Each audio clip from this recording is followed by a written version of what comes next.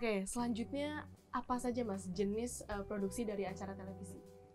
Kalau jenisnya itu jadi memang dibagi dua tadi ya, dari entertain sama newsnya tadi.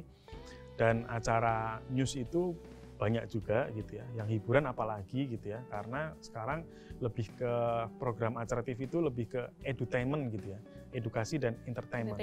Nah, kolaborasi berarti ya Mas? Kolaborasi itu, jadi memang menggabungkan beberapa unsur itu tadi untuk membuat sebuah karya program acara televisi itu tadi. Nah, untuk program news itu banyak ya, ada dokumenter, kemudian liputan berita, kemudian breaking news, kemudian beberapa acara terkait dengan misalnya pemberitaan, kemudian ada liputan khusus, liputan investigasi, nah seperti itu. Dan ada segmennya pagi, siang, dan malam. Nah, biasanya seperti itu, pagi, siang, dan malam, gitu.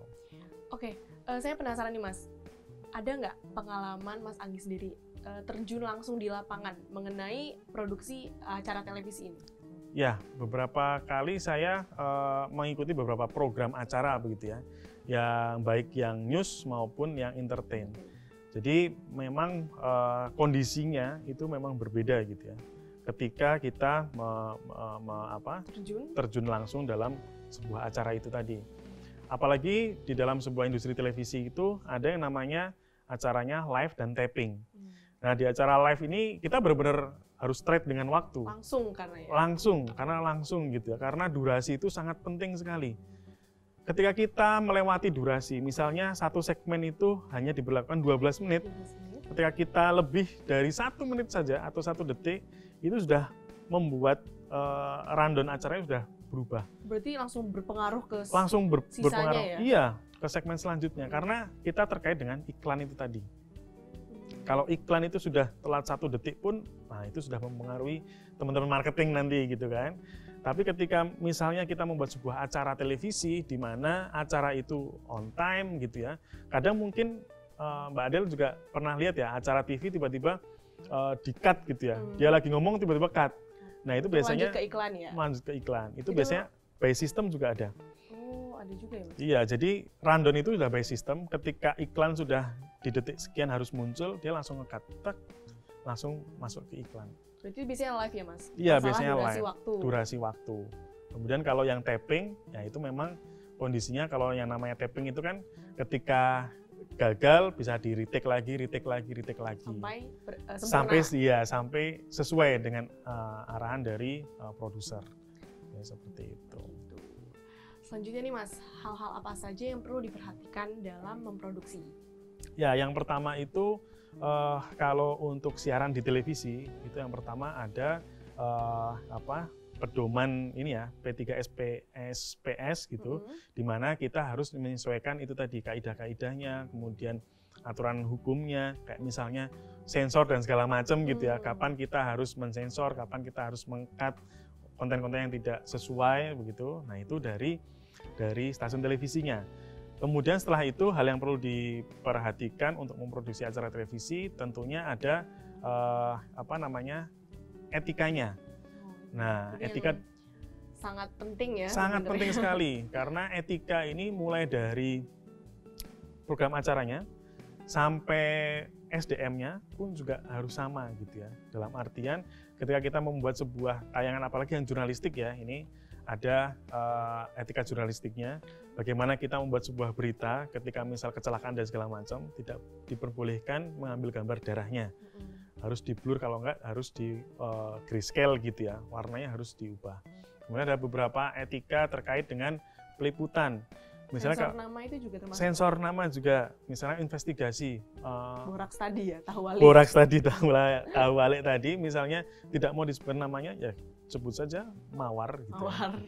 Sebut saja mawar seperti itu. Nah, jadi pembatasan setiap produksi acara TV ini memang ada SOP-nya masing-masing. Jadi kita harus sesuaikan itu tadi. Sesuaikan misalnya setiap industri televisi itu mempunyai mempunyai pattern-nya masing-masing gitu. Ketika harus menayangkan seperti ini bagaimana, ketika harus menayangkan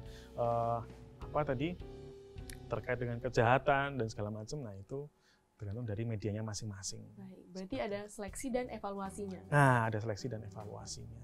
Untuk SOP industri televisi itu sama atau tidak, Mas? Maksudnya apa mungkin yang satu beda, atau Ya. mungkin serentak mungkin Ya. SOP-nya? Jadi kalau untuk undang-undangnya sama, diberlakukan semua sama. industri televisi gitu ya dari undang-undangnya. Akan tetapi setiap televisi itu mempunyai karakteristiknya masing-masing kan? Karakteristik ini yang kita bahas. Iya, ya. karakteristik misalnya televisi news, ya dia akan dengan SOP-nya yang news itu bagaimana. Yang entertain misalnya dengan Ada pakaiannya, sendirinya. ya gitu kan ada sesuai dengan P3SPS-nya itu tadi, peraturan yang sudah diberikan oleh negara itu tadi. Gitu. Oke. Ketika kita membahas estetika nih, Mas, bagaimana sebuah program televisi itu dilibatkan dengan sisi estetika gitu? Iya, karena estetika ini adalah keindahan gitu ya. Keindahan bagaimana kita mengemas sebuah program itu menjadi menarik, menjadi indah. Mulai dari artistiknya mungkin, kemudian pengambilan gambarnya, kemudian cara menyampaikan informasinya.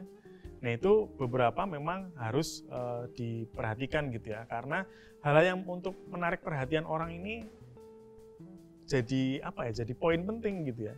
Ketika membuat sebuah acara misalnya artistiknya belum siap misalnya, ya orang kan akan bisa menilai, wah ini kayaknya belum ada kesiapan, kesesuaian tema, kurang prepare berarti. kurang prepare. Pengambilan gambarnya juga, misalnya kita mau ngambil gambar kejadian pasca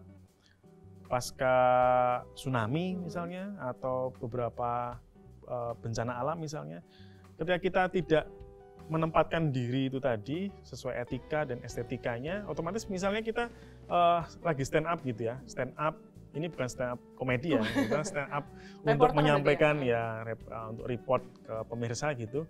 Jangan sampai backgroundnya ini mohon maaf korban atau apa gitu ya, membelakangi itu jangan gitu. Tapi ya dari segi etika juga kita perhatikan, segi estetika keindahan itu juga kita perhatikan.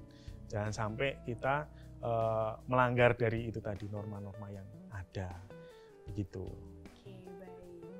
Nah, jadi untuk program acara televisi itu banyak ya step dan langkahnya untuk kemudian menjadi acara televisi yang berkualitas dan dapat disiarkan kepada halayak.